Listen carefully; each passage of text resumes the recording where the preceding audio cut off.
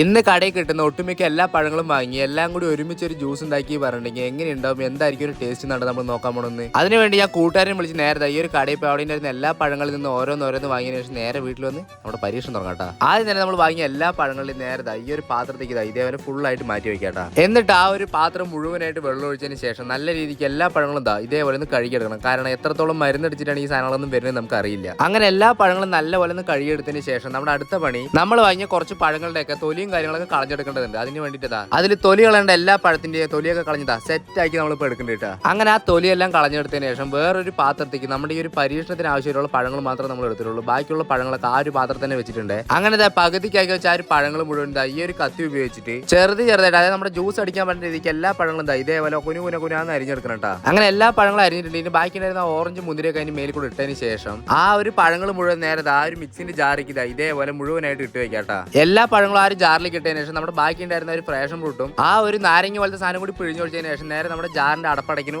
Mixie on ആക്കണം. എന്നിട്ട് നല്ലപോലെ ഒന്ന് ജ്യൂസ് ആക്കി എടുക്കാം കേട്ടോ നമുക്ക്. അങ്ങനെ എല്ലാ പഴങ്ങളും ഉപയോഗിച്ച് നല്ലപോലെ ജ്യൂസ് ആക്കി എടുത്തിട്ടുണ്ട്. ഇനി നേരെ നമ്മുടെ ഗ്ലാസ്സിൽ ഒഴിക്കുന്നതിന് മുമ്പ് നിങ്ങൾക്ക് ഇതിൽ ഏത് പഴം ഏറ്റവും കൂടുതൽ ഇഷ്ടം പറ ജസ്റ്റ് ഒന്ന് കമന്റിലൂടെ പറയണേ. അങ്ങനെ ആ ഒരു ജ്യൂസ് മുഴുവൻ ആ ഒരു ഗ്ലാസ്സിൽ ഒഴിച്ച് നോക്കിയപ്പോൾ ആ ഒരു ഡ്രാഗൺ ഫ്രൂട്ടിന്റെ കളറിലാണ് ആ ജ്യൂസ് മുഴുവൻ ഉണ്ടായിരുന്നത്. ഇനി അതൊന്ന് ടേസ്റ്റും കൂടി ചെയ്ത് നോക്കിയപ്പോൾ കളർ മാത്രം ഉണ്ട് ആ ഡ്രാഗൺ ഫ്രൂട്ടിന്റെ ഉള്ളൂ. ബാക്കി ടേസ്റ്റ് മൊത്തം നമ്മൾ അതിൽ ഇട്ടിട്ടുണ്ടായിരുന്ന ആ ഒരു മാങ്ങപ്പഴത്തിന്റെ ആയിരുന്നു കേട്ടോ. എന്തായാലും നിങ്ങൾ ഇത് വീട്ടിൽ ട്രൈ ചെയ്ത് നോക്കാം, നിങ്ങൾക്ക് എന്തായാലും ഇഷ്ടപ്പെടും. അപ്പോൾ ഈ വീഡിയോ ഇഷ്ടപ്പെട്ടു പറഞ്ഞാൽ നിങ്ങൾ വീഡിയോ ലൈക്ക് ചെയ്യാനും ചാനൽ സബ്സ്ക്രൈബ് ചെയ്യാൻ നിങ്ങളുടെ അഭിപ്രായം കമന്റിലൂടെ പറയാൻ മറക്കല്ലേട്ടാ.